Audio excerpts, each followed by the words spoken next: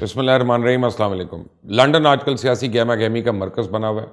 میاں نواز شریف دھڑا دھڑ مختلف لوگوں سے ملاقاتیں کر رہے ہیں جو ہیڈ لائنز کا سبب بن رہی ہیں اور پی ٹی آئی کی صفوں میں خوف کا سبب آ رہا ہے۔ سابق گورنر پنجاب مخدوم احمد محمود، صدر سپریم کورٹ بار احسن بون، ایاز صادق سے ملاقاتوں نے سیاسی پنڈتوں کے اضطراب میں اضافہ کر دیا کہ آنے والے دنوں میں میاں صاحب کرنے کیا والے ہیں؟ کیا کہیں کوئی ڈیل تو نہیں ہوگی؟ ہر کوئی اسٹور میں لگا ہوا کہ چل کیا رہا ہے؟ مزید جاننے سے پہلے آپ نے اگر ابھی تک اس چینل کو سبسکرائب نہیں کیا تو پلیز کر لیں، یہ بیل آئیکن کو پریس کر لیں اور کامنٹس میں مجھے اپنی رائے ضرور دیجیے گا۔ سب سے پہلے بات کریں تو لندن میں سابق گورنر پنجاب مخدوم احمد محمود کی نواز شریف صاحب سے ملاقات کا انکشاف ہوا، جس کی تصدیق خود مخدوم صاحب نے کر دی ہے۔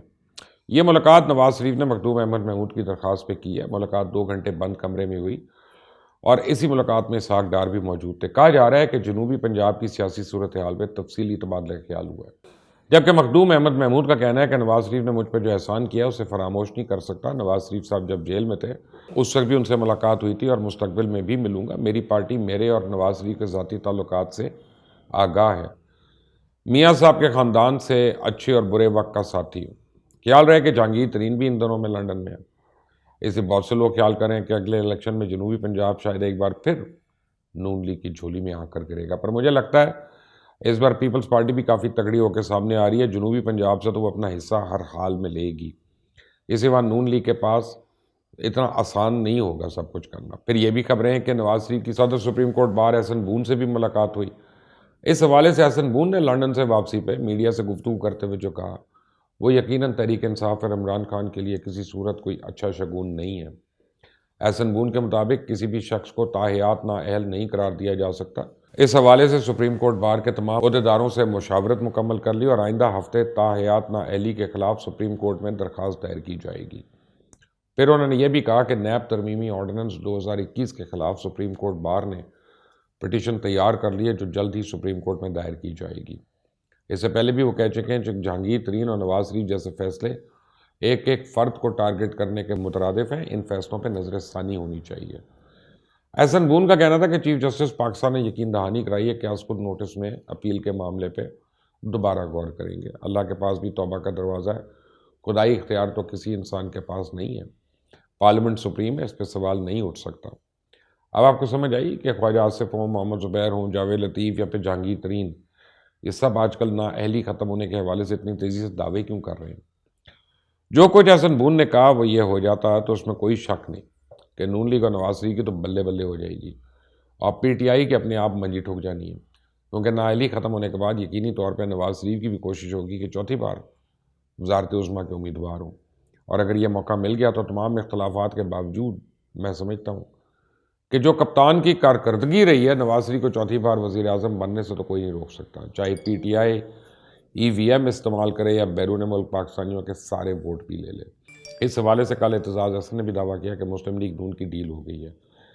اب پارٹی میں یہ بحث چل رہی ہے کہ وزیر اعظم ہوگا کون۔ دیکھا جائے تو سیاست ناممکنات میں سے امکان تلاش کرنے کا نام ہے، جو پی ٹی آئی اپنی ناتجربہ کاری کے سبب کرنے میں مکمل طور پہ ناکام رہی۔ اس وجہ سے انہوں نے پورے سماج کو بند گلی میں لا کر کھڑا کر دیا۔ ناتجربہ کاری کی وجوہات میں نے کی ہیں، یہ بڑی غور والی بات ہے۔ ان کا لیول چیک کریں کہ آج کھانیوال کے ضمنی الیکشن میں تحریک انصاف کے امیدوار نورین ڈاہا اپنا ہی ووٹ ضائع کر بیٹھی۔ ہوا کچھ یوں کہ نورین نشاد ڈاہا نے ضمنی الیکشن میں ووٹ ڈالتے ہوئے بیلٹ پیپر پر مہر لگا کے میڈیا کو دکھا دیا۔ الیکشن کمیشن نے اس معاملے پہ نوٹس لیتے ہوئے نورین کا ووٹ ضائع قرار دے دیا، کیونکہ ضابطہ اخلاق کے مطابق کوئی ووٹر اپنا بیلٹ پیپر کسی کو نہیں دکھا سکتا۔ اور یہ کوئی پہلا واقعہ نہیں، ایسی بہت سی بونگیاں پی ٹی آئی مار چکی ہے۔ کبھی کاغذات نامزدگی غلط جمع کرا دیتے ہیں، کبھی آرمی چیف کی ایکسٹینشن کا معاملہ اپوزیشن کی حمایت کے باوجود متنازع بنوا دیتے ہیں۔ میں آپ کو بتا دوں عمران خان کو ایک ذاتی اخلاقی برتری حاصل تھی، بہت ساروں کے لیے وہ ایک خواب یا ایک رومانس تھے، ان سے لوگوں نے توقعات کا پہاڑ باندھا ہوا تھا، گمان تھا مختلف ہوں گے اور یقین تھا بدترین کارکردگی دکھائی تب بھی ماضی حکمرانوں سے تو بہتر ہوگا، لیکن ان کے 3 سال کا اقتدار کا حاصل یہ ہے کہ سارے خواب چکنا چور ہو چکے ہیں، سارا رومانس بکھر گیا۔ آپ دیکھیں بلا امتیاز کھڑے احتساب کا دعویٰ نعرہ پاکستان تحریک انصاف کے رہنماؤں کے مقابلے میں شاید ہی کسی اور سیاسی جماعت کی جانب سے سامنے آیا ہو۔ پھر عمران خان دینی اور دنیاوی مثالوں سے بارہا قوم کو یہ باور کرا چکے ہیں کہ معاشی ترقی اور عوامی فلاح و بہبود کی راہ میں کرپشن ہی سب سے بڑی رکاوٹ ہے۔ پر نکلا کیا؟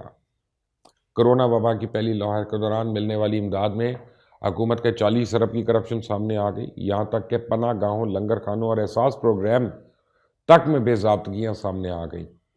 ٹرانسپیرنسی انٹرنیشنل سے لے کے پتہ نہیں کون کون سے سروے سمیت ہر رپورٹ حکومت کے خلاف ہی آئی۔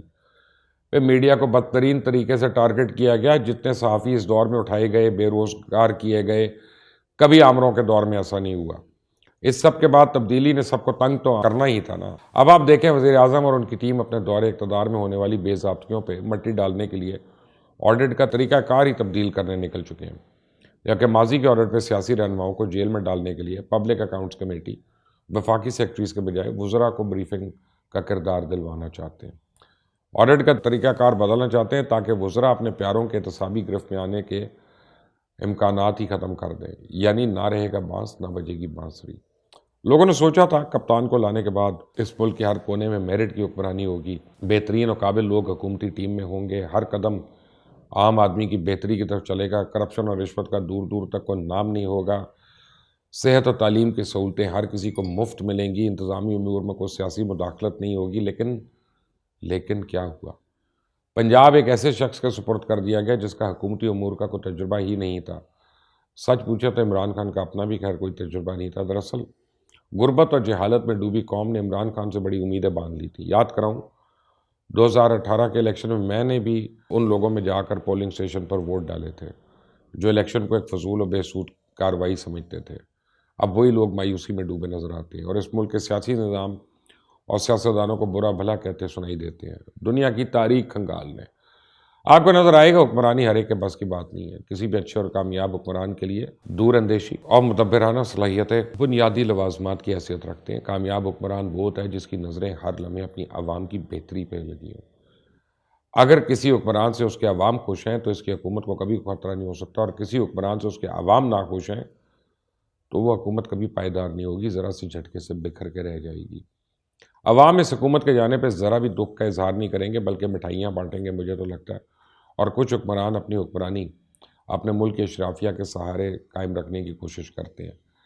ایسی حکمرانی ناپائیدار ہوتی ہے اور مشکل وقت پر اشرافیہ ان کا ساتھ بغیر لمحہ ضائع کیے چھوڑ بھی دیتی ہے۔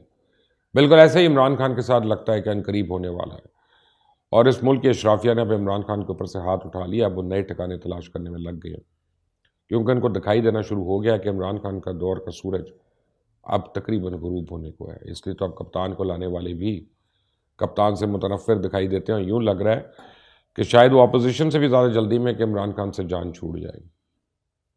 آپ کی کیا رائے ہے اس بارے میں؟ مجھے ضرور بتائیے گا کامنٹس کے اندر۔ انٹل نیکسٹ ٹائم، اللہ حافظ۔